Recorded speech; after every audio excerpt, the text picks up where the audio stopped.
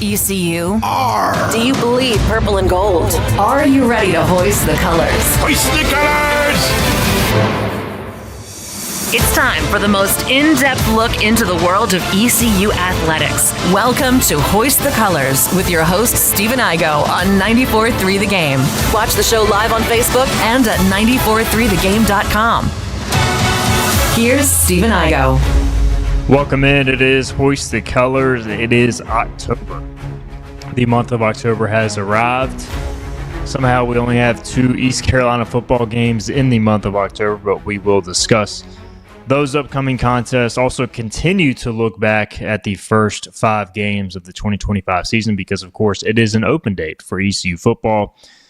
And we have a lot to get into as we look back at not the first half of the season quite yet, but basically we are at the midterm, and today's title in many ways is a midterm assessment. We are going to go through and we're going to grade every single position on offense and defense, and yes, we'll even grade special teams as well. We're live on YouTube, Facebook, and X. If you have a question, a comment, or a concern, drop it there over the course of the next hour. You can also download the IBX Media app as well to get this show, the Patrick Johnson Show, Talk of the Town, along with Inside Powered Athletics. Not a whole lot of content this week from the practice field, but we did have Blake Harrell on Inside Powered Athletics with Patrick Johnson on Monday from Tiebreakers. But we're going to begin today's show with a visit with Kevin Monroe, former ECU football player himself, also ECU Sports Network analyst. Kevin, happy open date to you, and we'll start first, man, we've had some time to soak in this Army win, which, look, wins over service academies have been pretty rare lately. So what were your thoughts coming out of the 28-6 victory over the Black Knights? Yeah, you know what? It was a joy to see how well the Pirates performed defensively. And I haven't been hiding behind this. I've said all season that I think the defense has carried this team. I think they came out against that triple option offense and on a short week and just performed very, very well. It was impressive to watch. There was very few letdowns in terms of guys missing assignments. There was 1 or 2 plays early on where the pitch man would get around the corner and get some good yards, but there was nothing there for the dive man, nothing there for the quarterback. It was essentially a defensive clinic for as good as you're going to get against that. I mean, they were averaging over 300 yards a game. They held them to right around 200 or so. It was just an impressive defensive outing. And then offensively, it was good to see Anthony Smith get back going. He had a rough game the last time out. So to have him come out, catch a couple big ones early, that was good. Much better performance from Caden Hauser. After the interceptions in the game before, good to see him come out and play better.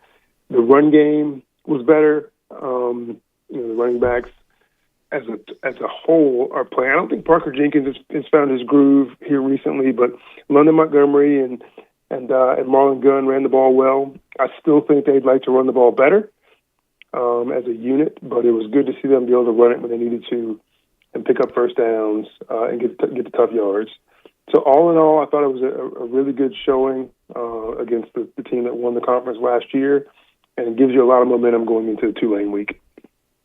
Visit with Kevin Monroe, ECU Sports Network analyst. And Kevin, I was worried about the option on short rest just because I knew Blake Harrell and Josh Aldridge, given their familiarity with the option, and this offense would have a good plan. I just was unsure about how the players would be able to execute that plan and how they would play coming off a very physical game against BYU. I mean, BYU has got to be one of the more physical teams in the country.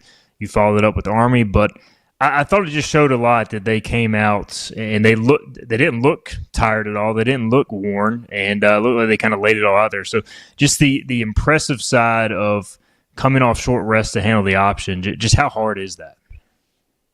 I mean, it's incredibly hard. I mean, even in normal years where you have a week to prepare for an Army or a Navy, you still have to steal some days here and there in the preseason, and then maybe in another week, in this instance, maybe Campbell week. I mean, not taking anything away from Campbell, but maybe you could spend a day on Army on Campbell week, something like that. I don't think they did that. I think they focused on the other teams, each week, and then just focused on Army this week, and that was impressive that the guys were able to pick that up so fast. Now it matters that Blake Harrell, coached at a school that ran that option, and he saw it a ton. And Josh Aldridge have seen it in his past stops, so that matters. And I think when you have guys that are that entrenched in the option game, they have some secrets, they have some tells that maybe other coaches don't know about. And so, from the very beginning, it looked like guys were on their assignments. And the toughest one is the pitch man, because the pitch man is usually controlled by the corners and the safeties, every now and then an outside linebacker. And since they have also pass concerns to worry about, they're often slow to get to the pitch man. And so a couple times those turned the corner. But everything else, it was shut down. It was really impressive that they were so ready for it on a short week. Visit with Kevin Monroe during ECU's open date. And Kevin, I'm doing something on Hoist the Colors about the stats through 5 games for the Pirates and some really interesting stats offensively. ECU, they rank 26th nationally in total offense, 15th in passing offense. They rank 14th nationally with a 54% conversion rate on third down, which is near elite. But fourth down, they rank 124th. They're only converting 29%. And then red zone, they're only scoring in the red zone about 2/3 of the time, which ranks 126. So I don't know. When you hear all those stats, what do you make of the offense right now? I think the passing game has been so successful because they spread the ball out so much. If you just think back from the beginning of the season, we've had Anthony Smith's had a couple of good games, Brock Spalding's had a couple of good games, Yannick Smith has had a couple of good games, and then there's just a bunch of guys that are kind of every now and then catching passes, and I think that's been great. The tight ends, both tight ends, Connor specifically has had some touchdowns. Riles is battling an ankle or whatever, but when he's in there, he plays well. So they've spread the ball out so much. So that for Caton's ability to find guys downfield, spread the hit the short pass, but also throw the ball deep. In the past, that's kind of been a knock on the Pirates. They didn't stretch the field enough. But here lately, they're stretching the field. So it's been a solid effort for the passing game to get that kind of going. I think the running game, of all the things coming into this season that you didn't think would be an issue, I think it's probably been the most disappointing. I don't want to say disappointing to the fact that, they can't run the ball. They can. And they're doing it effectively. It's just not to where, they're still having to rely on the pass. And I don't think that bothers JDB. I don't think that bothers Caton Hauser. I just think that, if they could line up and run it down people's throats, they would probably prefer that. But on the season, I think they're averaging 3.5 yards a carry. I know they'd love to be well over 4 yards a carry, 141 yards a game or so rushing the football. I know they'd want to be closer to 200 yards. And so that's kind of been the only thing I would say that's been holding this offense back. If they can get to running the ball better, I think that this passing game will just be, lights out, because they'll have to kind of put more people in the box and protect against the run. And so they're not quite there yet, and so Caton's having to make some passes. He threw one pass to Desario Riles. It was like a deep crosser, and he had guys all over him, and he fit that ball into the smallest window, and Riles brought it in. I think that was on the third down as well. So he's seeing it well, he's throwing it well, and that's been very helpful. The red zone has been a little bit tragic. They were a little bit better this past weekend, but for whatever reason, they score outside the red zone so much better than they do inside. And luckily, the kicking game has been okay, so they can come away with a couple field goals. But they really, really struggled. They've had a few turnovers in the red zone.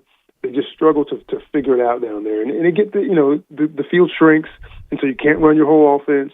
It's hard to get guys open, and if you're not running the ball well, it's just tough to score down there. And so, I think that the running game and then the red zone offense is really the only two things I would say that have held the offense back. And defensively, their ability to stop the run has been so impressive. The passing game hasn't been great in terms of deep balls. We've given up a lot of 20-plus yards receiving yards on plays over the season. But in terms of the short passes, tackling guys, coming up on the run to stop the run, that's been very, very impressive. So those rankings make sense to me just, in totality, because they have done so well moving the football. but then defensively, there's been some issues over top. But other than that, so far so good. Kevin Monroe is with us, ECU Sports Network analyst. All right, later in this show, Kevin, Phillip, and I we're gonna go through and we're gonna give a position letter grade, a grade to each position through the first 5 games, kind of like a midterm assessment. We're not going to ask you to grade every position, but I will ask you to grade the corners because that is a position you're familiar with. So I feel like at times they've kind of been protected by the scheme. You mentioned some deep balls given up, but how would you grade the corners 5 games in?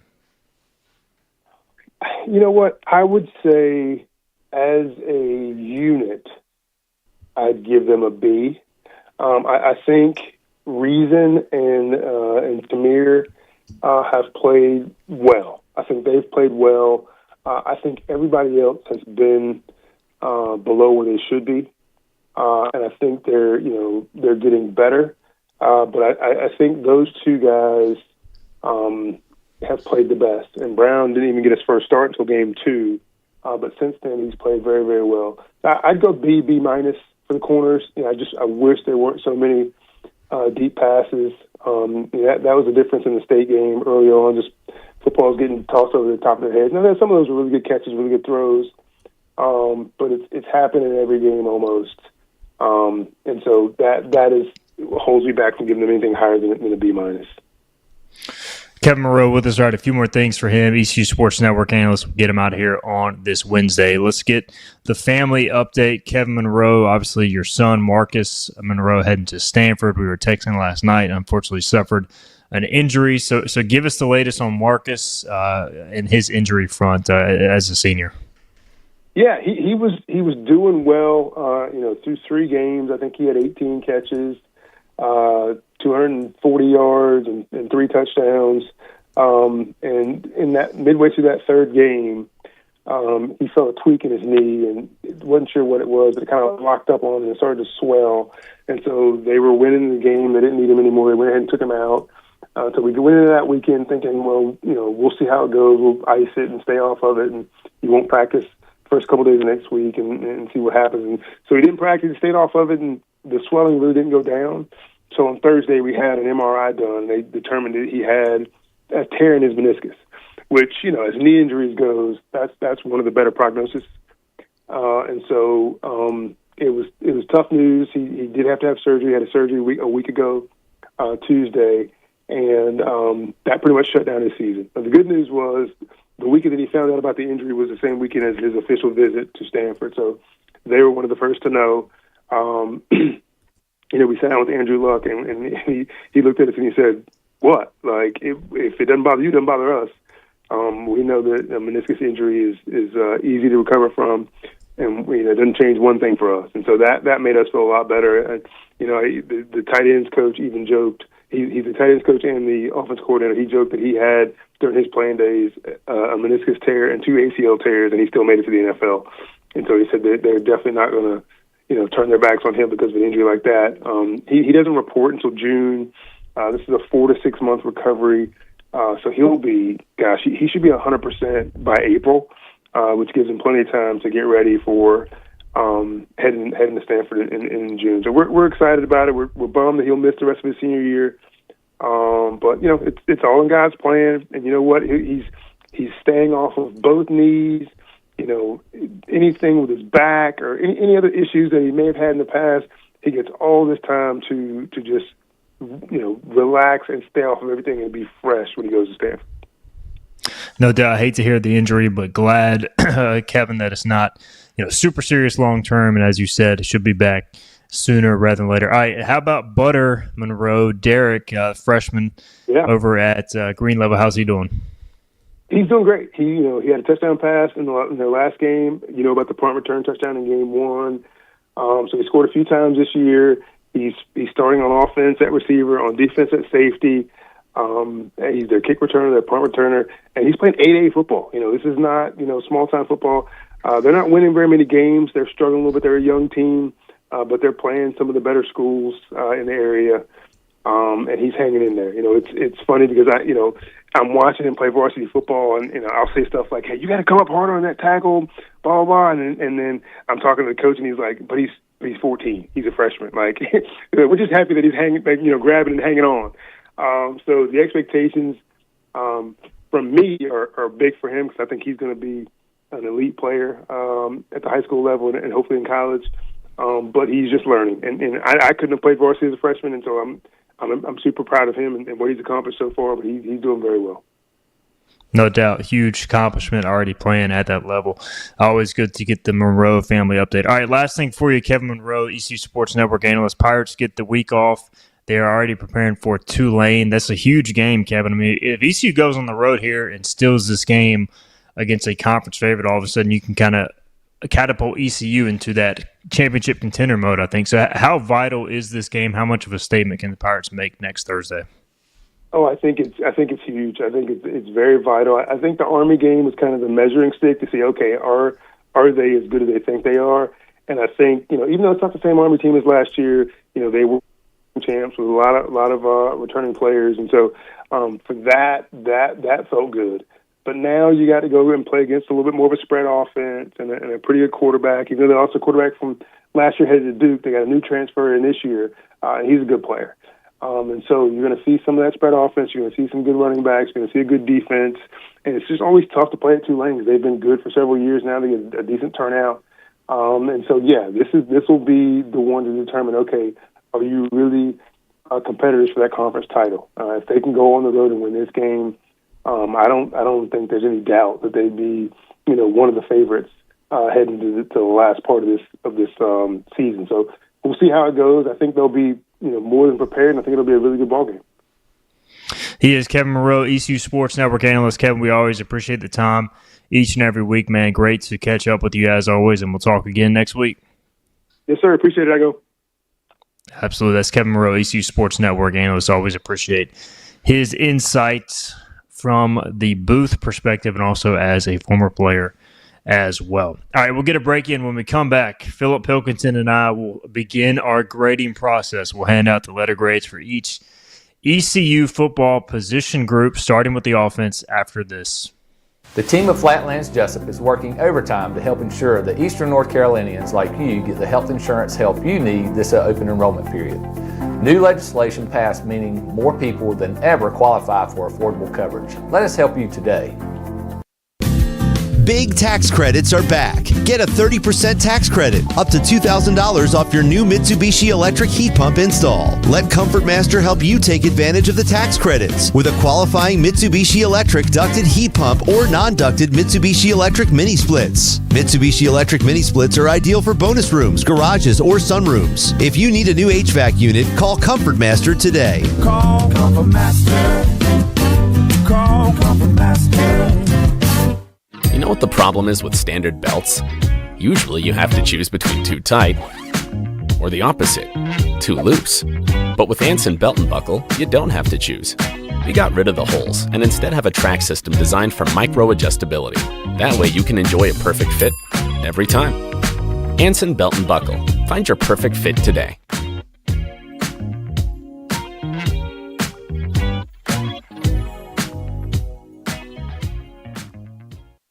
Healthwise Pharmacy rounds the bases with all of your infusion, retail, compounding, and medical equipment needs. Locally owned and operated by pharmacist Marcy Parker, Healthwise has grown to be your most trusted provider for infusion services. Currently providing in-home or on-site infusions in North Carolina, South Carolina, and Virginia. Visit Healthwise Pharmacy at 615B South Memorial Drive or call 252-295-0059 to speak to a patient service representative to find the option that best suits your needs. Tired of the 1-800 numbers advertising Medicare products? Flatlands Jessup has 6 offices all throughout Eastern North Carolina. Get face-to-face help from our local award-winning licensed team. Stop by today. Flatlands Jessup, your whole world covered. The best burgers around. Everyone loves a thick, juicy, and fresh burger. Tiebreakers does real burgers better than anybody. And don't forget about the cheese sticks, fresh salads, and more. So don't just go to any burger-themed restaurant chain. It's time to break the chain and eat local. Tiebreakers, burgers and sports at its best. Go Pirates! Arg! In this age of globalization, we've learned that bigger isn't always better. Ever tried to get phone help from a big corporation from a real person? Right. That's what's so nice about Phelps Chevrolet. After more than 50 years serving our community, Phelps remains family-owned and operated. Mike, Daryl, Wave, West, Alan, and Clay deliver hometown service and integrity, same as always. They share your experience, they share your values, and they are ready to help with any motoring need. Come get you one.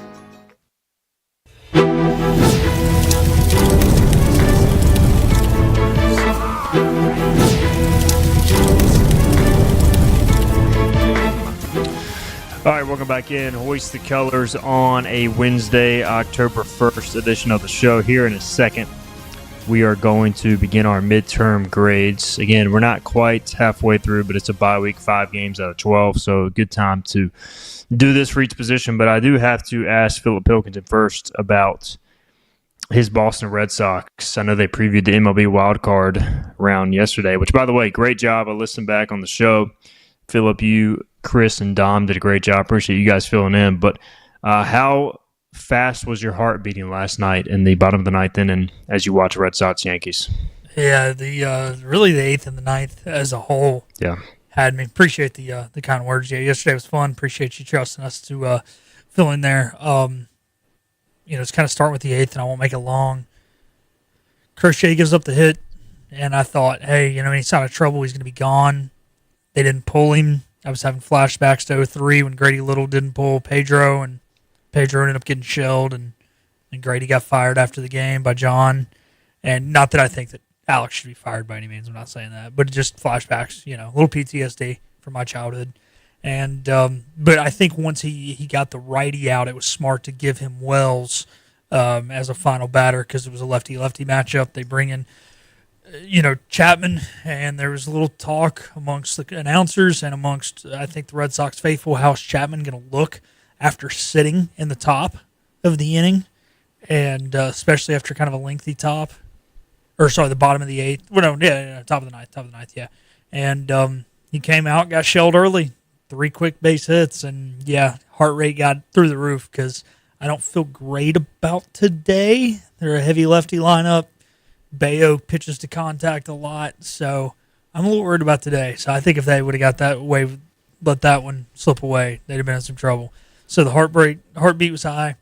I had some text after from Chance Scott and from Dom Kasolki saying that was fun, and I said, no, it wasn't fun. It was stressful. And Dom said, well, it's fun now. And I said, yeah, I'm still exhaling, and I had to pour a glass of bourbon to kind of calm down because it was, I wasn't planning on drinking anything last night, and after I was still like, I can't relax right now. So, took the edge off. That's postseason baseball, man. There's nothing like it, especially when you get into the late innings of a low-scoring game. All the games yesterday, except for Dodgers-Reds, got away from the Reds, but all the games were like 2-1, 3-1. It was just outstanding drama, which in the best of 3 series, it means that much more too. So yeah, it's what you want. It's what we live for. Congrats to your Sox. Hopefully they finish it off today or tomorrow. All right, let's get into some grading, and we'll start with the quarterback. Again, midterm assessment. We're going to grade every position. We'll do the offense this segment. Feel free to weigh in with your comments. Kenny's got offense, defense, and special teams grade. That's fine. You can also go position by position. We'll read that as well. All right. Caden Hauser on the season to this point. He's 68% completion percentage, 1,500 yards, 7 touchdowns, 4 picks. He's averaging 300 yards per game. He ranks, I think, in the top 5 in passing yards per game nationally. He has 11 big-time throws, according to Pro Football Focus, 9 turnover-worthy plays.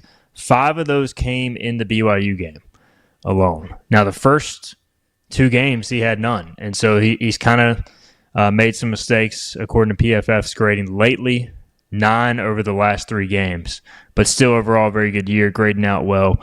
What would you give Caden Hauser a letter grade through 5 games? I'm going to go B. I know some people are a little ticked off with Caden right now, but you got to take those first 2 games, into consideration, and even that third game.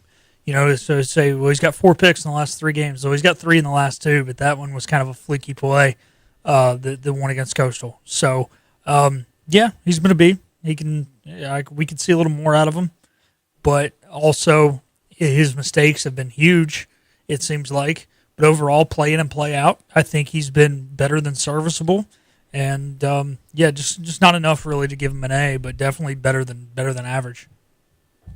I agree with B. I agree with B as well. I go B plus because I think he has had very little help with the running game. He's had a lot more on his shoulders this year. If you compare it to the second half of last year, the running game helped him out so much. Now the defense has been better too, which has helped him out. But I think overall, if you take the BYU game out, which you can't because that's obviously one of the biggest games of the year, I think he's played really good football. I just think those mistakes are glaring, and that brings his grade down overall. But, like, he's done enough, and I do think there is more. I think he'd be the first to say that, and I think that's a positive that ECU's in the position they have without Caton playing his best football. Sean says B minus. Conan has a B. Kenny Curlins has B minus. And Hunter says the BYU game brought his grade down. It's a B for Caton Hauser. All right, running backs. The running back position through 5 games, the Pirates have ran the ball effectively at times, but have also struggled at times. London Montgomery has 51 carries, 212 yards, 3 scores, 4.1 yards per rush. Parker Jenkins, 45 carries, 146 yards, 2 scores, 3.1 yards per rush. Marlon Gunn, 31 carries, 126 yards, 2 scores, 4.1 yards per rush. I believe in pass protection, let me pull up the numbers here. Rushing-wise, the guys are grading out okay. In pass pro, East Carolina's backs have been hit or miss. I know London Montgomery missed a block that led to a sack in the Army game, and so you have to take that into consideration. So they've been okay in pass pro, but for the most part, running the ball is what they're going to be graded on here. So what do you got, Philip, for the running backs through 5 games? I want to go back to a stat from Johnny Stats yesterday where he said that we've had 7 different rushes this year over 15 yards and only by 7 different players. Nobody has 2 rushes over 15 yards. Has it been bad? Have they turned the football over? No. Has it been good? No. C minus. I am going C as well. I think there's just been too many. Watching the end zone angle for the Coastal game, watching it live, there were a lot of missed cuts in that game that they failed to take advantage of. The holes were there. I think it has gotten better against BYU. I think it has gotten better to an extent against Army, but overall the running backs have been average. I think a C makes perfect sense, and I'm going with a C. And you can make a case for C minus as well. Sean Britton gives them a C. Kenny Curlins gives them a C. Hunter Corbett goes C minus for the running backs. All right, the receiver position. East Carolina through 5 games. The ECU website has got the numbers backwards, so it's messed me up a little bit here. All right, so Anthony Smith has 28 catches, 352 yards, and a touchdown. Yannick Smith has 26 catches, 338 yards, and 2 touchdowns. And Brock Spalding has 22 catches, 320 yards, and a touchdown. Peyton Mangrum, 4 catches, 71 yards. Tyler Johnson, 4 catches, 71 yards. Jaron Waiters, 3 catches. DeQuez Petaway has 8 catches, but just 26 yards. So those are your main receivers. How would you grade the receiver position 5 games in? I'm going to go B minus. They've done nothing that has been bad. Like, there hasn't been a lot of drop balls. They've blocked pretty well down the field when there's been a big enough run or, the correct play. Like, you think the J.C. Connor touchdown where Tyler Johnson's blocking down the field.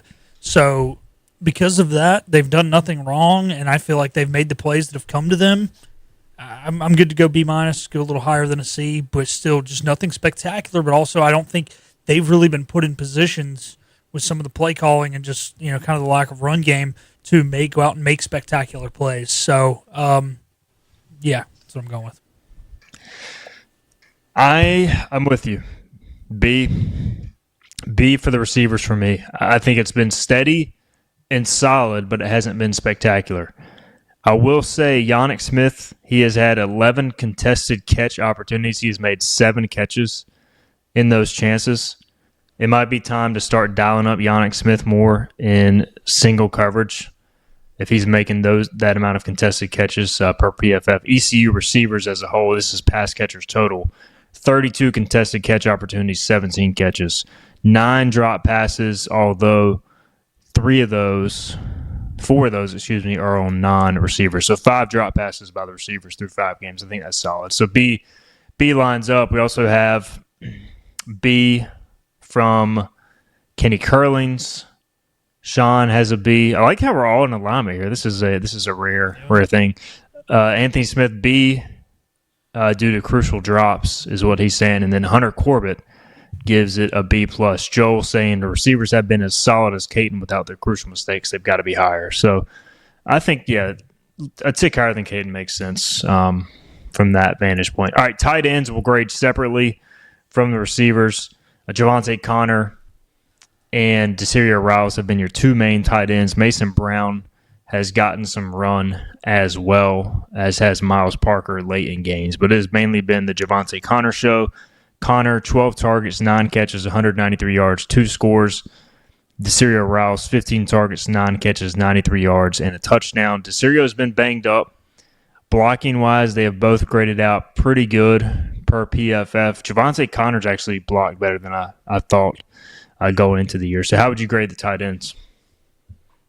Not to really argue with the PFF numbers there, but I'm going to do it. I don't feel like they've blocked that great at all, especially that NC State game. I don't think we've been able to run the ball on the perimeter. Now, I think, when guys are out in space, I think they've blocked okay there, which is a lot of it. But I don't think they've blocked great in the run game. They've caught the ball fine. They're kind of like the receivers when it comes to catching the ball. So the receiving side of it, I'll give them, like a B minus. But I think their blocking's been average at best, so I'm going to go C plus. I think your point's fine and fair. Like, I just don't know if they're true blocking tight ends. Well, it's part of the game. We need to find, and I'm not trying to say we need to replace them, but with how much horizontal run game we try and run with jet sweeps and all this, we don't run a lot of stretch runs, but you've got to be able to run the ball up something other than A-gap. Like, you need tight ends who can block. Like, this is not the power eye days where you're just going to run dive plays with a lead fullback. Like, you get no block, no rock. Learn to block. I don't give a crap if they're not good blocking tight ends. I don't care if they can't block. Throw Javante Connor the ball every day he plays in single coverage because he's making plays. Give me a B plus for the tight ends. Here's the thing with the tight ends. They need to be throwing the ball more. Yeah. I get it. You have a lot of weapons. You can't force it to them. But Javante Connor has been an explosive play waiting to happen at tight end. It feels like he's catching the ball better than I've ever seen. He does need to improve the blocking. I think Desiree is a better player than he's shown. He had a concussion that people didn't know about right before the NC State game, I believe it was. And then he got his foot hurt in the second or third game. He has not been 100% all year. So I feel like Desiree, I'm giving him a little bit of I'm grading on a curve. I do agree the blocking needs to improve, but I want to see them throwing the ball more. I think these two tight ends are the best athletes ECU's had at tight end in years. Hunter says B plus, catching is A, blocking is B. Brady says B plus. Sean says B plus. I guess Kenny Curlin says A. So you're much lower on the tight ends than everybody else. I'm the lone one out. I'll lone wolf you're a true football guy though. You know that they have to block. Yeah. All right. Last grade here for the offense. Offensive line. This is a tough one for me. I mean, if you look at the PFF grades, by far the weakest link on ECU's offense is the offensive line. And I think they've gotten better. I think they've been good in pass pro. I think they've been mixed bag and run blocking. Give me a C minus, Philip. I'm going to go C plus, and the reason being, I think the pass pro has been pretty darn good. They're well above average in pass pro.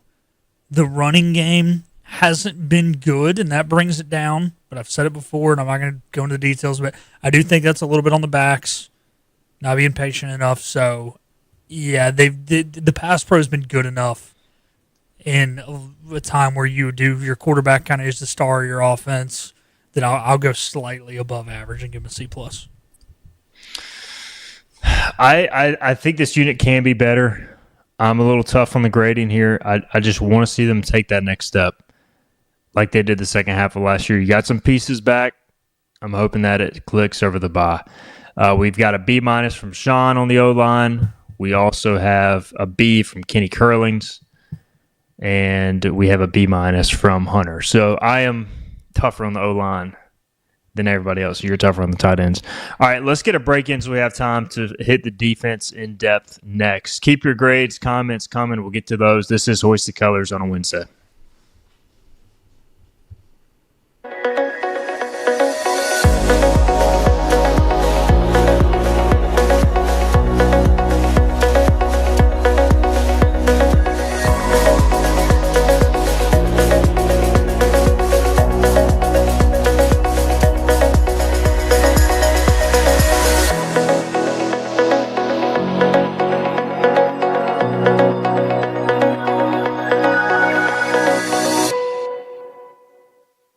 Storm season is approaching. North Carolina weather can damage your roof, and before long, a small leak can turn into a big problem. Your home is one of your biggest investments, so protect it with Wells Home Improvements.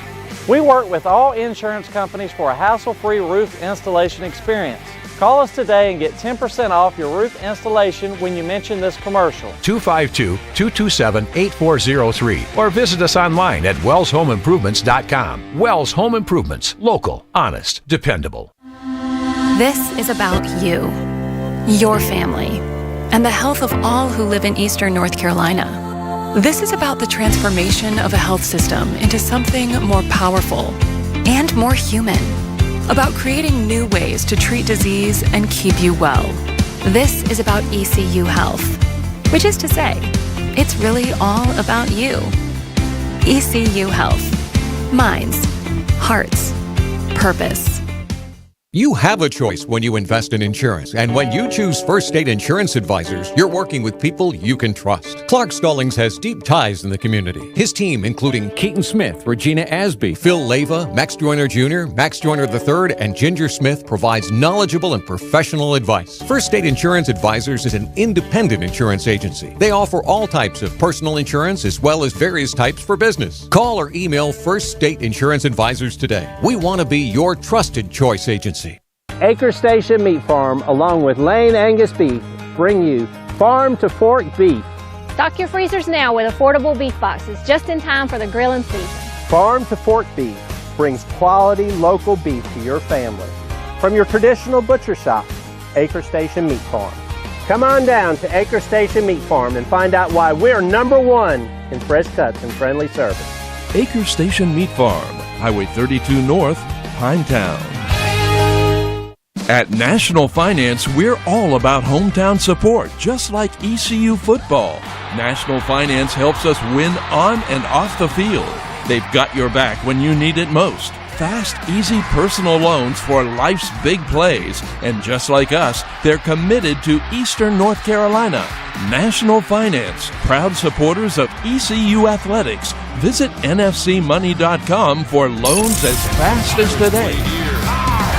This is Hoist the Colors Radio with Stephen Igo. Yes! That was so good! On 94.3, The Game. Welcome back in. It is our midterm assessment. ECU football 5 games into the 12-game season. No, it's not the halfway point, but it's a bye week, and we need content. Corsair's in the comments section. He says, to start with, we need to keep in mind that football is a team game. I don't particularly like individual scores. Should just be an overall team score, and I would give the Pirates right now a C+.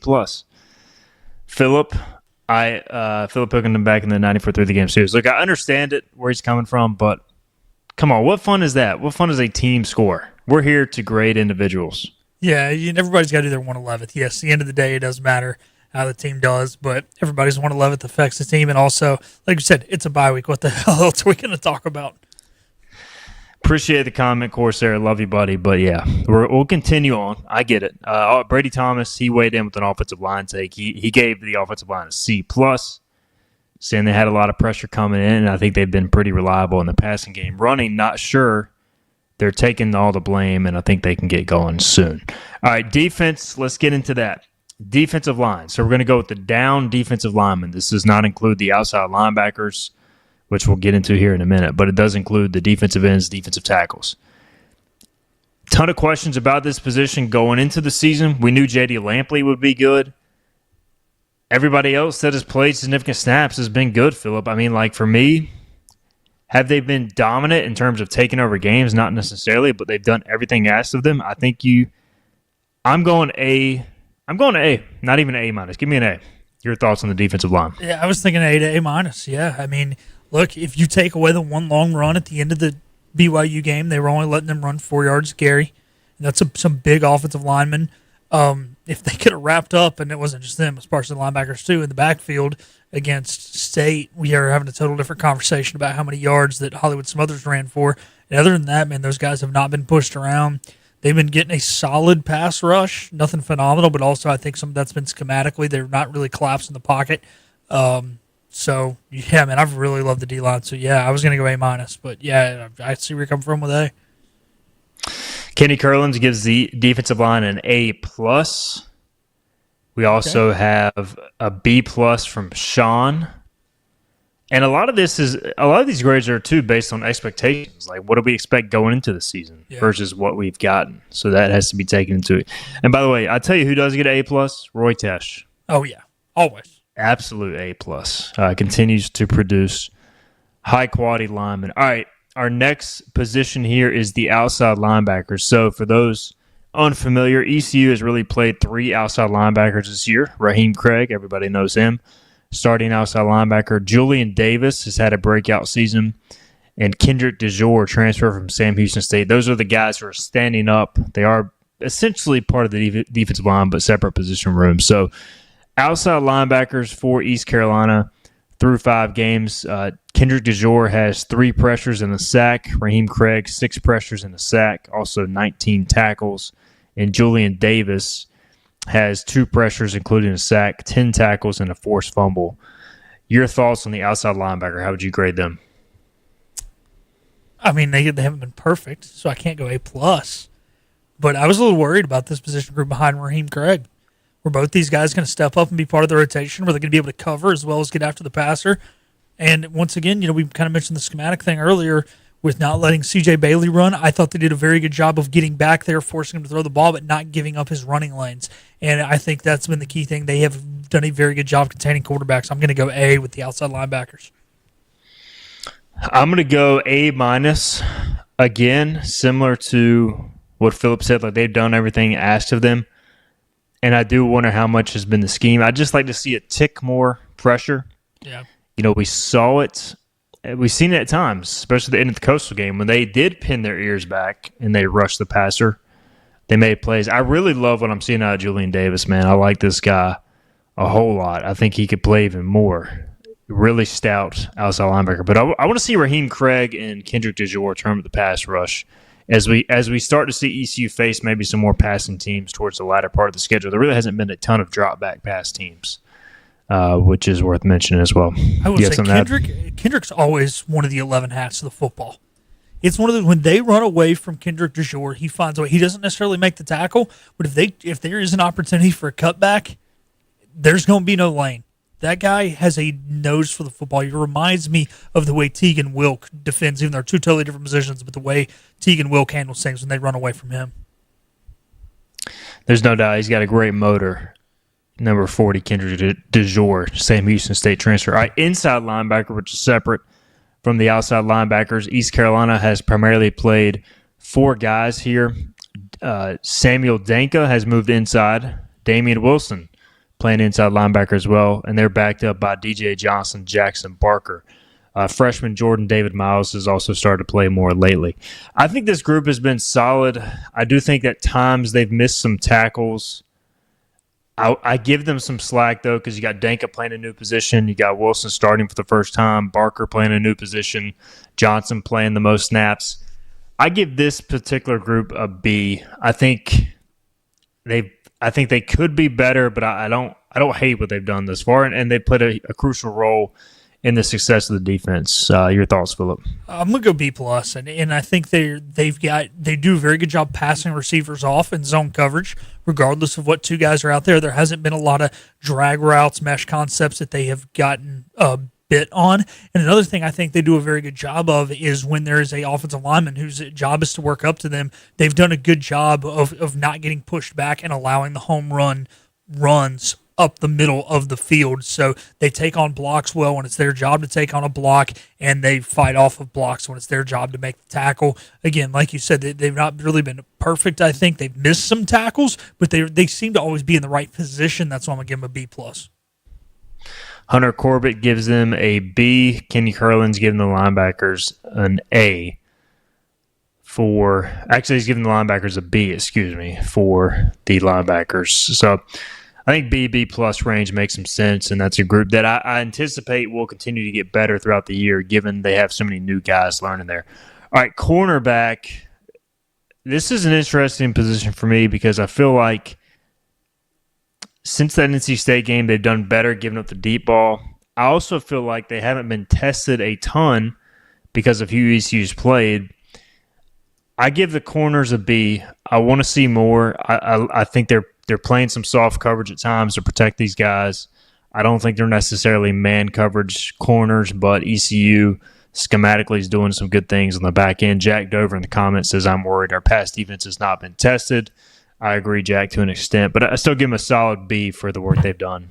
Yeah, they're to the naked eye, it's probably C+, B-, but I think our expectations coming into the year, they've definitely exceeded those, so I'm going to lean in that B+, range. Like I said, a couple big plays against State, but what I liked is they were still in position to make the tackle. There was even one play where Rashid Reason got beat, and he actually kind of stumbled, but he was still, I think it was the one that led to the second missed field goal. He was still able to really make a spectacular tackle. They've had a very much bend that don't break mindset, and they're not trying to play above their abilities, and I really respect them for that. I think they know they're not the best corners in the world, and they're not going to go out there and try and be Darrell Revis, and because of that, I'm going to go B+. Tamir Brown grading out the best among ECU corners through 5 games per PFF. Rashid Reason has played a team-high 257 snaps at that position through those 5 games. All right, the safety group, this has basically been the Tegan Wilk and Jamarly Riddle show. I still am worried about the depth here, but as long as these guys are healthy, I trust them. And I give the safeties an A based on what they've done. Jamarly Riddle is a game changer. Has it been perfect? No, but the effort and the playmaking ability and Tegan Wilk's steadiness, I give the safeties an A through 5 games. Oh, yeah. Look, man, these guys, they've got one job. Don't get beat over the top. They've really contained well. These guys have tackled well. They've led well because these are two of the leaders on the defense. You know, we talk about the Mike linebacker. He's got to call stuff out, but the safeties can see everything. I think every guy on that defense really looks to these guys for leadership. They're talented. Give them an A. Kenny Curlins gives the safeties an A as well. Drew adding Jamarly Riddle can lay the wood, but seeing him chase down Army's Noah Short was remarkable. Need to do whatever we can NIL-wise to keep him. Yeah, Jamarly Riddle, a future pro in my mind. Definite standout Pirate. All right, special teams. We're not going to go position by position here because I don't know enough about the long snapper and any of that to grade it, but I feel like at times it's been really good and at times it's been kind of shaky. B for special teams. I mean, they faked the field goal at NC State. They faked this. They've also, allowed some returns. They've kicked the ball out of bounds a few times, had some penalties. So I give it a B. I think B is good. It's interesting. I was thinking about in the first segment when you told Kevin Monroe our 4th down conversion stats. The offense has actually been worse than that because we are 2 for 2 on special teams, which counts and helps towards those. So those 2 great plays. I like Kyler Pearson. I think he has returned really well. I think he's very good at seeing his blocks. I think that he will break one. I don't know if he's going to necessarily score, probably get horse-collared by the punter at the 1-yard line or some junk like that. But just because that's ECU, can't return a punt for a touchdown. But the kicking game, they're putting the ball through the uprights. They've had some other issues with the field position side of kicking, so that's why it's hard for me to give this group an A. But because, again, I think the returns have been solid with the exception of the one mishap against BYU, and the ball goes to the uprights when it's supposed to, knock on wood, I'll go B. I'm glad you mentioned that because ECU has converted just 2 4th downs on offense if you take out the 2 special teams conversions. So that is an area the Pirates have got to fix, and that kind of goes hand in hand with the red zone woes through 5 games. All right, let's get a break in. There are your midterm grades. What did you like? What did you not like? Let us know in the comments section. I feel like we were all kind of in accord there, which is a rare sight, but also I think we kind of are aligned on what the positives of this team are thus far and what needs to be fixed. We'll come back. We'll wrap up the show after this. This is Hoist the Colors. It's time to soak up the savings at Greenville Toyota. Summer is here with hot deals on a great selection of new Toyotas, like a Corolla, $189 a month, or Tacoma, $279 a month. Soak up the savings at Greenville Toyota. You know what the problem is with standard belts? Usually you have to choose between too tight or the opposite, too loose. But with Anson Belt and Buckle, you don't have to choose. We got rid of the holes and instead have a track system designed for micro-adjustability. That way you can enjoy a perfect fit every time. Anson Belt and Buckle. Find your perfect fit today.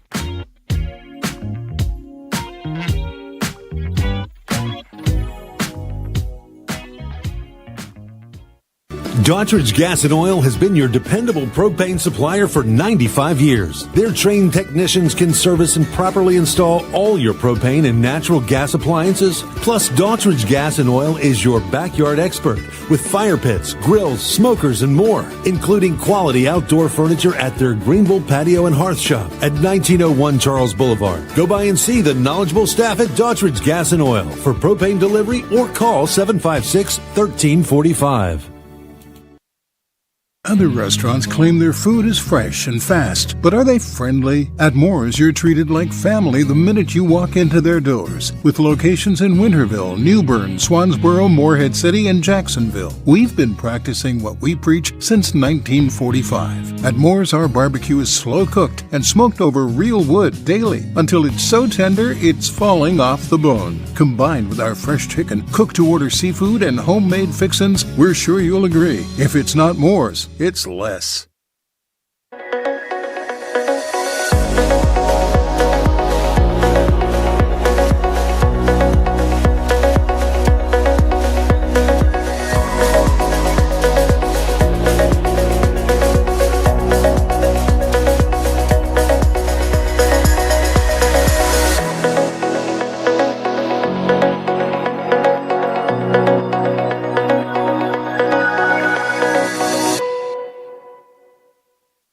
My hair is definitely a reflection of who I am.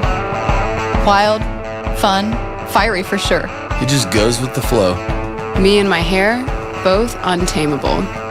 I wear it how I feel. Feel fearless. Feel empowered. Look fantastic. Look fantastic. Look fantastic. Feel unstoppable. Unstoppable.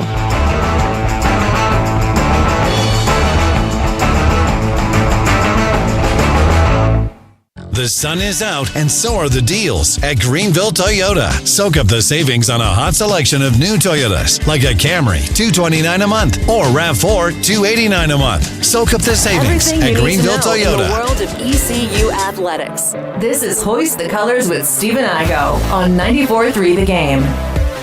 All right, welcome back in. Final few minutes of the show today. We had our midterm grades. If you missed any of it, check it out on Apple Podcasts, Spotify, or YouTube. We just graded the special teams. Conan wants to give the unit an A because of the fake field goal. Hunter says A-. Says Nick Mazzy hasn't had any big-time kicks yet, but 2 of 2 on fakes by the special teams. All right. Corsair's got an interesting question. Philip Pilkington back in the 94.3 The Game studios we can address to close the show. He says, I know Coach Harrell said he wanted to put the game away in the fourth quarter, but why in the world would East Carolina show a fake field goal in a game they were ahead in the fourth quarter? Well, a couple things here. Usually you put these fakes in, obviously you got them, but then you rep them during the week based on the opponent. You think you're getting a certain look based on the scout. So you have it in, you feel confident in it. That's the time to use it. Also, I think it's a good time to use it. You're up 2 scores. If you use it in like a tie game or something and it backfires, everybody's losing their mind. If you use it here and it doesn't work, it's not the end of the world. And also, a 2-score game is not over. And what's your percentage of making that kick? So I don't know, Philip. I'll let you weigh in on your thoughts as well. Yeah, I know everybody. When it that's the thing. it's successful, right? So everyone's like, damn, we could have used it. We were up 3, and we went up 10 instead of 6. So hindsight's always 20/20. But yeah, it does come down to, like you said, you rep it during the week because we probably have 4 or 5 different fake field goals, and it depends on what teams' tendencies are in which you're playing. So yes, we've used one of ours now, but I guarantee that's not the only fake field goal that they have. Yes, now that one is unusable the rest of the year. If anybody sees Kyler Pearson run out there, they're going to call timeout.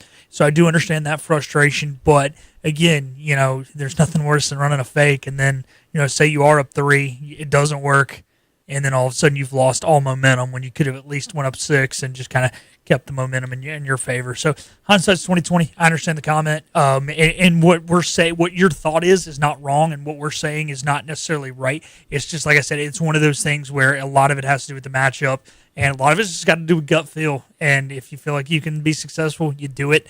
But yeah, there's 2 or 3 more minimum that they have in their back pocket right now. So don't think that there's no opportunity for this to be ran the rest of the season. Well, this one won't be, but we can still run a fake field goal. The other thing, too, is Kyler Pearson has held a lot in practice, so he can actually hold.